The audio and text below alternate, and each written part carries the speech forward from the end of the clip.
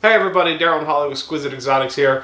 This week we're going to talk about our poison dart frog vivarium. So we have three Dendrobates tentorius cobalts that I got 8 years ago-ish? At least, At least 8 years ago.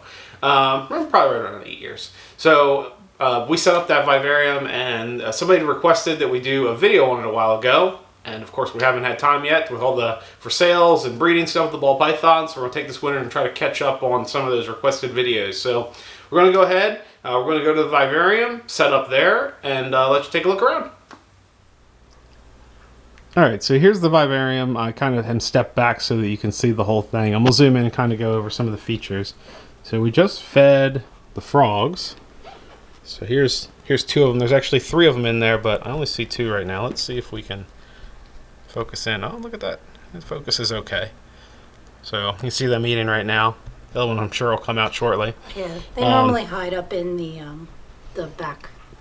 Yeah, so let it adjust for light. So just kind of a quick overall. You can see there's a large center branch that kind of forks and goes up with plants growing on it. And of course, everything's alive in here.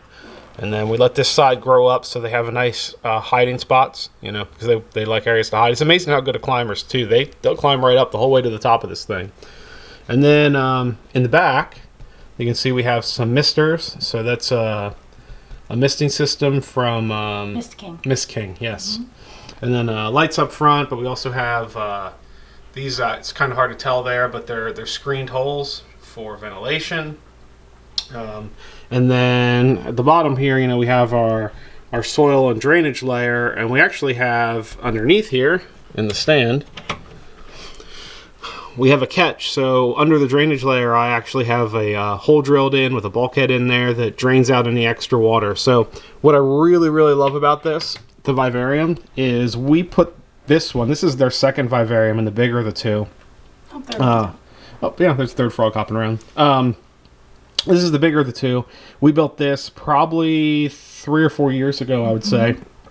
And the maintenance over those 3 or 4 years has been changing light bulbs when they blow. We fill the reservoir for the mister maybe about once a month. And we feed the frogs every other day. We had springtails.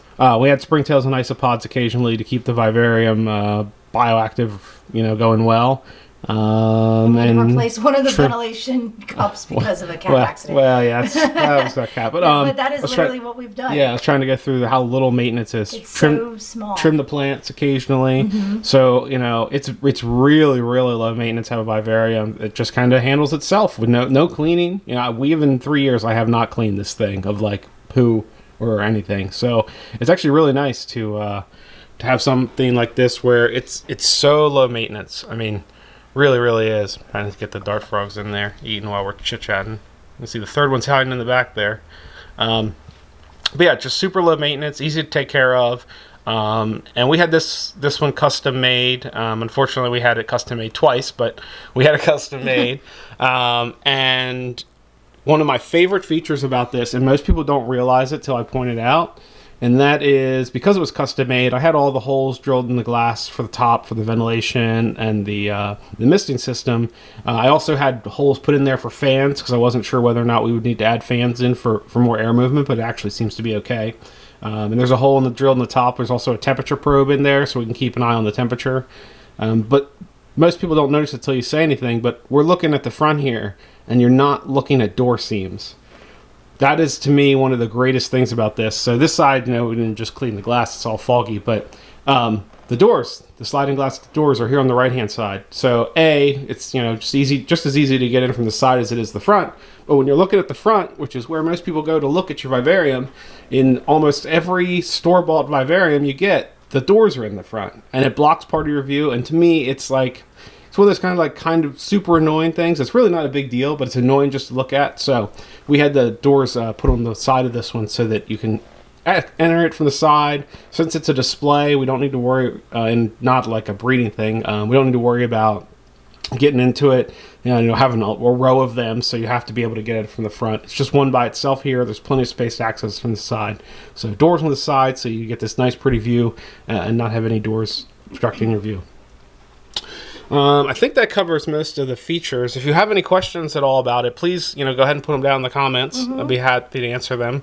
Holly, do you have anything else to add about the Vivarium? Sorry. Yeah, I definitely think that if you have questions on it, you can just let us know. I was kind of thinking we go through how we set it up, but I don't even remember. It was so easy. We used like the expandable foam to hold in cork bark in the back, and then we did the layering of the bottom, and of course, the actual technical setup of the Mist King and the temp probe and all of the I guess plumbing, if you will, and you, for lack of a better term, glued in that branch. But then once you planted the live plants and put in the springtails, which is what makes it a vivarium and not a terrarium, is we start having like live flora and fauna, it just took on a life of its own. I mean, this stuff back here, if you we're back to where I was pointing. Sphagnum moss that Daryl didn't even put in here.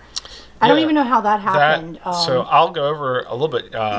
Keep thinking while I want to go over. So it's sphagnum. So there's sphagnum growing there. This, oh, you can't see it. There it is. This here. That's all live sphagnum, which I have no idea where it came from. I did not plant live sphagnum in here. It just kind of appeared. So that was cool. So it's pretty easy. I say easy. It takes planning, but if you want to have something that's very low maintenance, and the frogs are pretty awesome as pets.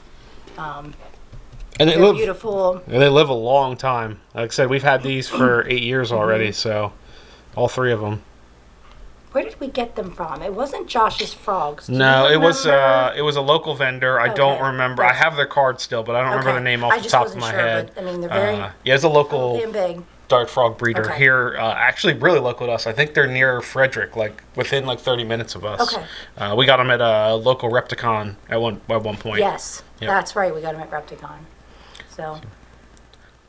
All right, so that's the Vivarium. Of course, if you have any questions, just put them down in the comments. I think we covered most of the features on it, which I think was the request to cover kind of what we have and how it's laid out and how it works. So if you have any other questions, though, feel free to reach out to us. Leave a comment. We can try to follow up either via comment, an email, another video, whatever works best. Anything else, Holly? No. Well, like I said, we're trying to work through some of these previous requests, so if you have any more requests, go ahead and put them down in the comments as well. As always, like, comment, subscribe. If you're not a subscriber, make sure you do, because all our animals go for sale first here on YouTube for a week, and you get 10% off if you buy them in the first week from the YouTube video. So, huge benefit to our YouTube subscribers. And that's it. Yeah. Hope you had a good Christmas. Hanukkah, I think, is still going one more day. Maybe I'm wrong. Hopefully I'm not. Christmas, Hanukkah, Kwanzaa. Yeah. Remember, we looked it up. It's a real thing. It's a thing. Apparently I must have heard it at some point, and it is real. So it's a fact. I don't know if you guys caught that in the one for sale video where Holly was talking about the twins, and she goes, "It's a fact." So that's now our new saying every time we tell something that's truthful. That's truthful. It's a fact. Anyway, so if you're not subscribing and you're watching this, please do. We appreciate all you subscribers out there. You're the guys that we keep doing this for, right? We're a small channel. We make zero money from YouTube. So if you ever think, wow, I wonder how much money they're making, the answer is none. Zero. Zilch. Sure until you have 1,000 subscribers, you can't even monetize your channel. So nothing for us. So we do this sheerly for you guys as our subscribers, as a thank you to for subscribing, watching our content, supporting us, supporting the business, all those things. And for our customers who've already bought for us, it's just a little bit we can give back to them. Thank you, everybody. Have a great new year. Bye.